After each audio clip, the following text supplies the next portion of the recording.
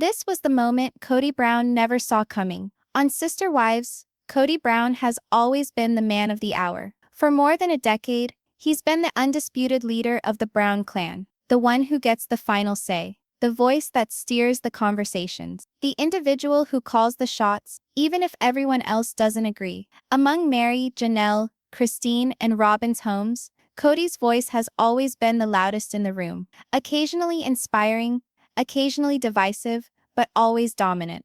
And so when he walked into the high-stress, no-holds-barred world of special forces, world's toughest test, he brought that same self-assurance with him. He wasn't walking in as a self-doubting man. He was walking in as Kody Brown, the man who had navigated several marriages, fathered 18 children, and survived more public scandal than most can possibly fathom. In his mind, this was just another platform, another opportunity to show what he was made of. But what he didn't understand, what he really couldn't have been ready for, was that this phase of competition had a different set of rules altogether. On this track, no one was interested in what he had done on reality TV. No one was interested in the fact that millions of people recognized his name. Celebrity meant nothing there. The only thing that did matter was grit, teamwork, and the willingness to take orders without questioning. And that's where things started to unravel. From day one, the warning signs were there. The physical workload of the course was something Kody had never experienced. Enduring days started before dawn, with brutal drills in icy weather. Wading through mud, running on rocky ground, carrying sandbags that weighed a bit more with each step. The trainers, tough as nails veterans who had seen combat firsthand, yelled commands that were designed to shatter even the toughest wills. For most, it was daunting. For Kody, it was new territory in a different sense. He had always been the one issuing commands, not receiving them. And that adjustment, that sudden relinquishment of control, was more unsettling than the physical exertion. The rest of the cast, ex-military personnel, pro athletes, and survivalists, came at the course with one thing on their mind: teamwork. They didn't spend time chattering unless absolutely necessary. They didn't argue with the plan unless they had no other option. They obeyed their leaders, did as they were told, and saw to it that the job was done. But Kody had opinions. In one of the initial exercises, when the team was dragging heavy equipment over a dirt path, he began recommending various methods to distribute the load. He told them in detail why, gesturing, speaking his thoughts aloud, and as he spoke, the group lagged. The instructors didn't appreciate explanation. They wanted doing. Quit jawing and move. One of the instructors yelled, his voice cracking out across the air like a whip. It was a moment that would have been tiny in itself, but it seeded something. After that, the others began to realize that there was a pattern. Kody didn't fit into the team. He didn't fit within it. And whereas that may work in the soap opera of Sister Wives, it didn't work here. In the background, the rumors began. Discreet remarks during the quiet moments between training exercises. Brows raised when Kody attempted to boss a task rather than just performing it. Ex-military cast members, who had spent decades living or dying in real-world situations, began to quietly speculate as to whether or not Kody really had what it takes to get through this course. Not physically, but mentally. The cameras recorded the action, but what they did not always capture was the subtle change in the group energy. Respect here was something that you could not demand. It was not given simply because you had appeared on television. It was earned, task by task, day by day, through work and humility. For someone who was accustomed to holding a room, this was new territory. Kody's confidence, the same confidence that had seen him through decades of life in the public eye, now made him stand out in a negative sense. His co-stars weren't seeking a star, they were seeking a teammate. And that's when the real test started. The pressure wasn't just in the drills anymore. It was in the feeling of eyes on him whenever he had something to say. It was in the feeling of sparks leaving the room when he entered. It was in the feeling of getting fewer nods of understanding and more quiet exchanges between others. The competition wasn't becoming a contest against the clock or the landscape. It was becoming a contest for respect. In Sister Wives, Kody might be able to resolve disagreements by discussing them, dictating the story, or simply calling the shots himself. In this place, that was not possible.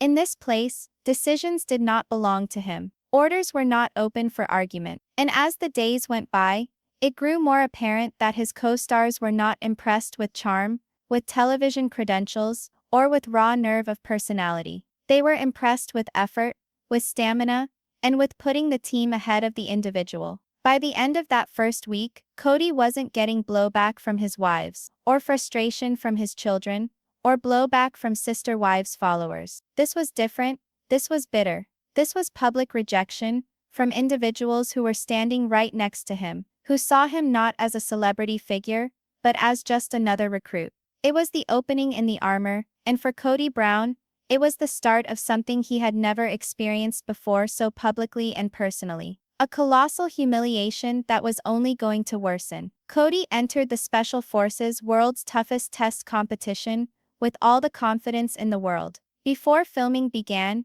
he spoke in interviews with that familiar bravado we've seen for years on Sister Wives. He said this was his chance to prove himself, to show America that the Kody Brown they knew from reality TV was more than just a polygamous dad navigating messy family relationships. This, he asserted, was all about testing his limits and establishing his strength. But reality was swift to intrude. The minute he got there, he knew that this world was far from the comfortable bubble of Flagstaff, Arizona. No warm living rooms, no comfortable family debates, no opportunity to guide the discussion or talk himself out of an argument. This was another type of stage, one where the spotlights weren't kind, and the tests didn't regard who you were. Here he didn't get to write the rules. There were no councils of family, no voting, no let's discuss it. The instructors of this course, battle-hardened military vets with years of in-the-field experience, called the shots with a sort of authority Cody wasn't accustomed to encountering. They didn't care about his years on TLC, they didn't care about the tabloid headlines he'd generated. They didn't even care about the debates among fans regarding his marriages. To them, Cody was nothing more than a recruit, and they treated him just that. Discipline, teamwork, and grit were what counted here, and all three would be put to the test from the moment he arrived on the training grounds. The physical tests arrived fast and fierce. Before the sun rose, the recruits were rousted out of bed and subjected to brutal drill. Cold air slapped at their skin. The ground beneath them was hard and unyielding. Cody crawled on his hands and knees across icy mud, water seeping into his gear, the cold biting right through to his bones. There were ropes to climb in gusts of wind that seemed capable of blowing you off your feet, and heavy carries that left shoulders screaming in less than 10 minutes. Each exercise was meant to break individuals apart. And it wasn't just muscular, it was heart. Could you keep going when all of you wanted to quit? For most of them, that question was answered in silence. They clenched their teeth, forced on, and did what was necessary. But for Cody, the test wasn't a physical one. The true test was something he had never been required to endure in quite this manner before, doing as he was told without questioning it. On Sister Wives, Cody was accustomed to getting his own way. Even when his wives differed, sometimes vehemently, he always managed to direct the decision where he intended. He was a talker, a doer, someone who liked to share the reasons behind his thinking and reason others over to his side. But in Special Forces training, there was no explaining, no convincing, no persuading. When an instructor said move, you moved. When they handed you a plan, you executed it, exactly as presented. Any reluctance or pushback wasn't just frowned upon, but was considered a weakness that could put the team at risk. And that's where Cody fell short. From the first day, he struggled to just nod and do what was told. His natural inclination was to bring his own better way of doing something. If a piece of equipment was being moved in one direction, he'd propose moving it in another direction. If the team was standing in a given order, he'd ask why. His comments weren't always argumentative, but they broke the momentum. It didn't take long for this to rub some people the wrong way. In one early test, the recruits were forced to lug heavy sandbags through rough terrain in the blistering desert heat. The tempo was merciless. Sweat ran into their eyes. Breaths were short and ragged, and each step felt more difficult than the last. The instructors yelled out orders, "Move along, don't get left behind," their voices echoing over the staccato beat of boots pounding the ground. While in the middle of it, Cody began suggesting suggestions for a more efficient manner to bear the load. His voice wasn't furious, but neither was it hurried. When he talked, the group's stride slowed down. Some looked at him with clenched jaws, their intent obviously to keep moving their legs and not discuss anything. That's when one of the leaders of the special forces interjected, her voice firm, not a trace of patience. "Stop yapping and get going, Brown." It was abrupt, it was clear, and it brooked no argument. At that moment, you could sense the change. This wasn't sister wives. This wasn't a discussion where he could direct the result. This was a command, and commands were to be obeyed without delay. The rest of the day continued, but the mood was different. For the first time, Cody wasn't the dominant voice. In fact, he appeared quieter, but the glances between the other recruits told the tale.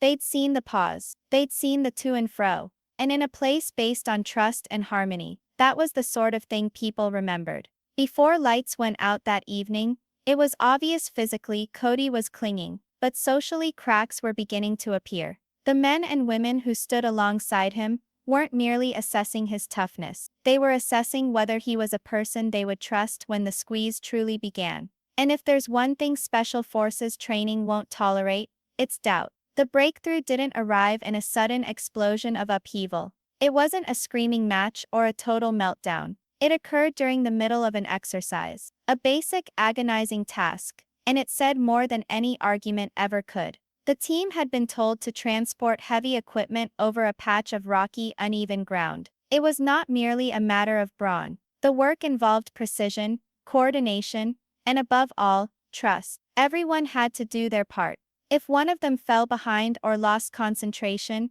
the entire team would stall. And in Special Forces training, stalling meant you were a failure. The air was dry and hot. The sun hammered, creating fierce shadows on the earth. The recruits marched in a line, arms angled forward under the weight. Sweat streamed down their temples, boots ground in the earth. Breath was not being wasted on superfluous words. The concentration was complete. With one exception, Cody was speaking. Initially it was innocuous enough. Tiny remarks about weight shifts, suggestions about spacing, recommendations about grip alternatives. But the minutes ticked by and the chatter didn't cease. He was describing, inquiring, presenting options. His hands were in motion, but his rate of motion wasn't. Every time he uttered a word, it was as if a brief interruption in his movement.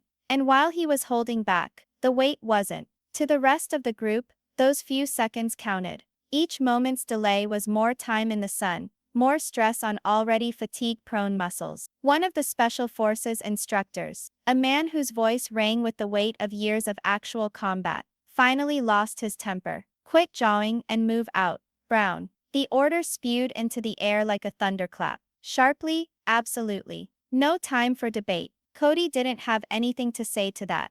But the expression on his face told everything. A flash of surprise, perhaps even shame. He wasn't accustomed to being spoken to like that, certainly not in public. On Sister Wives, he could resist, justify himself, or redirect until it served him. But here he couldn't. Here, when an instructor gave an order, you followed it, end of story. And that's when the shift happened. The others of the recruits had already begun to make some quiet observation. They'd caught him talking his way through tasks, rather than actually doing them. They'd watched him questioning the instructions rather than carrying them out. But in that moment, with the words of the instructor still ringing in their ears, those quiet observations turned into something more tangible. Cody, they saw, wasn't here to fit in with the unit. He was here to stand out. And in a Special Forces setting, that wasn't a compliment. By day's end, the whispering had started. Not open, outspoken criticism. That would wait. This was quieter.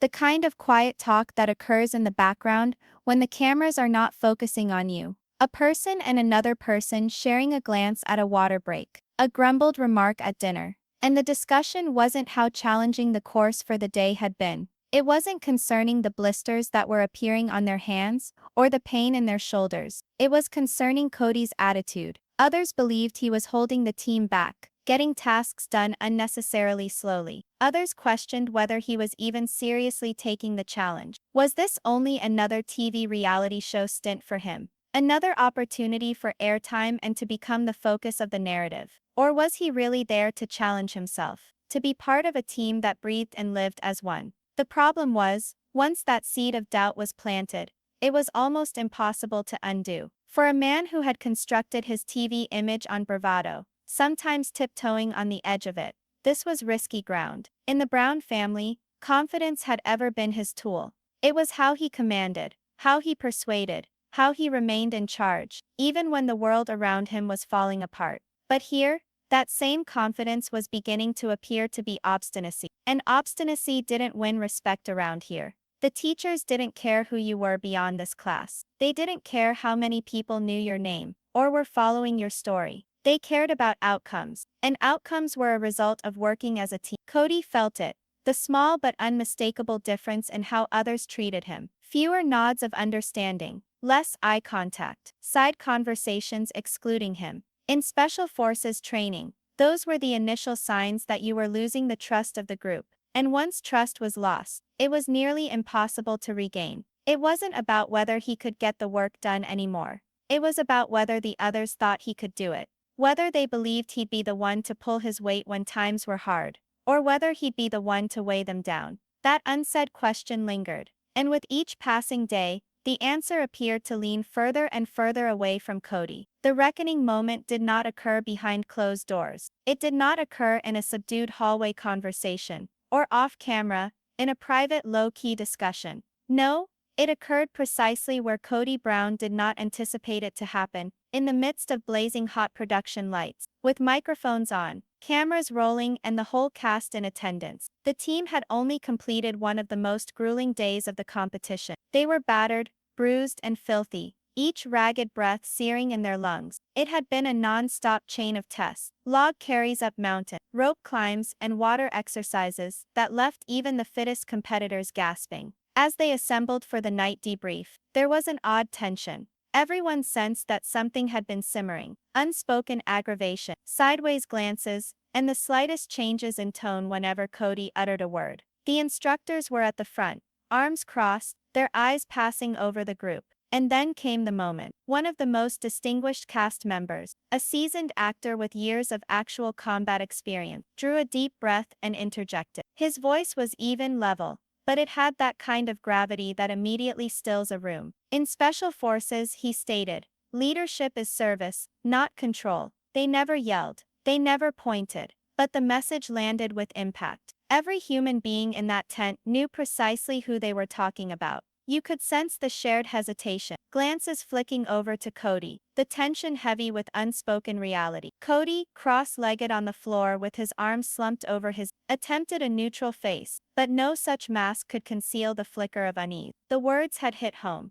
And for a man who had constructed his existence, and his reality television persona, on being the one in command, it was a rare and public dashing. When it was broadcast, the scene went viral. Viewers clipped the clip, posting it on Instagram, TikTok, and Twitter. Thousands of comments flowed in. Finally, someone said it. Special Forces isn't sister wives. You can't just talk your way through. Kody Brown got a reality check. Even individuals who had never seen sister wives before were drawn into the conversation. The clip possessed that viral magic. A popular TV show personality, getting called out in an environment where their typical strategies simply did not apply. It wasn't merely viewers who were discussing. Production sources and hushed tones claimed the crew had also picked up on the fact that Cody's style wasn't meshing with the group. Other participants remained laser beam focused on the activity, while Cody tended to slow down the process by explaining, offering advice, or questioning outright the direction. One of the crew members allegedly put it simply, he came here to demonstrate America what he's made of.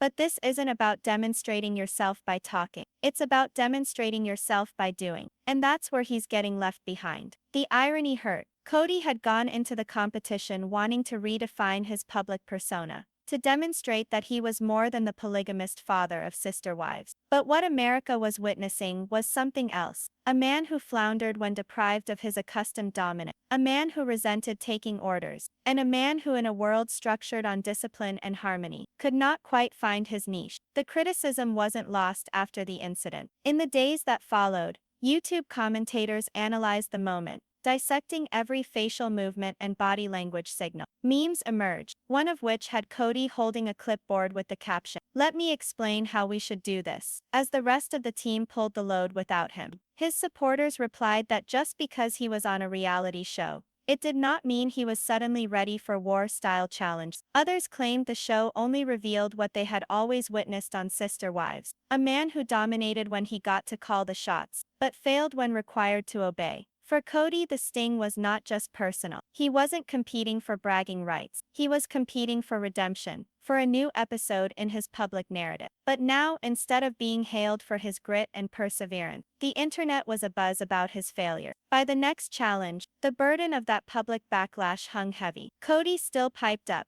still attempted to get in on the planning and implementation. But one could sense a change in the group dynamic. People were less attentive. Directions went around him. And maybe for the first time, Kody Brown was forced to consider that, in this realm, his name was not a currency, and his method of operating may not be the correct way. By the time Cody's time on Special Forces World's Toughest Test was over, the writing had been on the wall. The world he had entered, with its intense emphasis on humility, discipline, and true service to others, was light years away from the tightly managed set he had ruled for more than a decade on Sister Wives. In Flagstaff, or even when the Browns were in Las Vegas, Cody had been the gravity center. His word was heavy. His voice made decisions for the family. The pecking order was obvious, and he was number one. But here, in the unvarnished, untamed universe of military-style toughness, there was no place for titles, reputations, or prior glory. The rules were basic. Do your share, cover your buddies, keep pushing ahead, and most importantly, leave your ego at the gate. For Cody, that was the toughest order of all. As the shows went on, the audience pieced together the course of his collapse. Early on, there had been glimmers of hope. He had appeared hungry, driven, and externally set to demonstrate that all his time as leader of a big, complicated family had served him for high-pressure lead. But the cracks had rapidly developed, and by the closing stages of his being on the show, they had turned into canyons. When the news broke that Cody was dropping out of the competition, the scene wasn't Hollywood dramatic. There were no shouting matches or sobbing meltdowns. Instead, it was a kind of quiet inevitability, the sort of conclusion that everyone involved could have seen the moment they looked at it from a mile off. The instructors didn't rub it in, the cast members didn't applaud, and Cody didn't protest. It was just done. In the days after he left, the other contestants continued on, and something quieter shifted within the group's dynamic. Without Cody's resistance, or the constant fight for ideas, collaboration came more easily. Work was done quicker, communication was smoother, and the team's overall morale improved. It wasn't that Cody had been purposely undermining the far from it, but his mode of interaction, his compulsion to prove himself, hadn't exactly harmonized with a culture founded on teamwork, rather than egos. Later, when the cast sat down for interviews after the play, they were questioned about their interactions with one another. No one went out of their way to go after him, but there was no mistaking the undercurrent. One of the cast members, an honorably discharged military veteran, spoke guardedly. Some people flourish in this setting, others don't, and that's fine, but the daunting is evident. A second competitor, an Olympic athlete, said the toughest part of the course wasn't the physical agony, but how to shut up and just get it done. It was impossible not to read Cody's on-screen moment between those lines. For the Special Forces production team, it had been an interesting dynamic to watch. Behind the scenes, a few crew members reportedly commented that Cody's reality TV instincts, the part of him that thrived on being the focal point, seemed to work against him here. This wasn't a show where standing out helped your chance. Here, blending in and building quiet trust was the winning strategy. As the episodes started airing and social media erupted, the responses were quick. Sister Wives watchers, long split in their opinions about Cody from years of family strife, were not short of words. Some welcomed the experience as a sorely needed slap of humility for a man who seemed to live by his own rules. Others believed the show was just a biased playing ground for someone who did not have a military or sports background. Some diehard fans even stood up for saying his bluntness was being blown out of proportion for drama. But the most pervasive sentiment among viewers was this: Cody had been placed in a position where charm, negotiation, and verbal strategy meant very little, and the outcome had been eye-opening. Fans had watched him navigate for years within a world in which his voice reigned supreme. Here he'd had to work within someone else's framework, and for the first time the camera captured what it looked like when Cody wasn't in charge. For Cody himself, The aftermath was a mixed bag. In interviews, he acknowledged that the challenge had been tougher than he anticipated. He talked of the mental toughness involved and the respect he had developed for people who existed on that type of discipline daily. But there was also an undercurrent of defensive, a sense that perhaps the style of the show wasn't exactly the best match for his ability, or that editing had distorted perceptions in ways that didn't entirely reflect reality. Whether that was actually the case or not, the reality was on special forces. Kody Brown wasn't celebrity. He had been just one of them. And within that group, he hadn't glowed the way he expected. For die-hard Sister Wives fans, that was maybe the most poignant image of all. The man who had once presided over a sprawling polygamous home, now just another rival, muddy and worn, struggling to keep pace with strangers who neither obeyed nor feared him. It raised larger questions as well. Had Kody's leadership style always required being in a system where he could call the shots? And if it had, what did that say about the way he had led his family? The explanations were left to conjecture, but the imagery painted itself. The experience of the special forces had stripped from him the security of his known universe and replaced it with sheer, unvarnished pressure. And within that cauldron, the qualities that had helped him in the past, confidence, assertiveness, self-promotion, had been liabilities. Ultimately, the lesson was brief but deep. Respect is not bestowed upon you because of what you've done, or how loudly you can yell. It's gained in the muck, in the sub-zero temperature, in the times when no one is looking, except for those that are depending upon you to bear your load without For Kody Brown, that lesson had arrived with the bitter taste of public failure. It wasn't the end of his public life. He still had sister wives, and the loyal fan base that tuned in for every turn of his family's drama. But something had changed. He had been reminded, in front of the entire country, that leadership isn't about being the loudest person. It's about showing up, getting the job done, and serving the team first, even when that means taking a step back. And, who knows, maybe that humble moment will stick with him long after the camera rolls.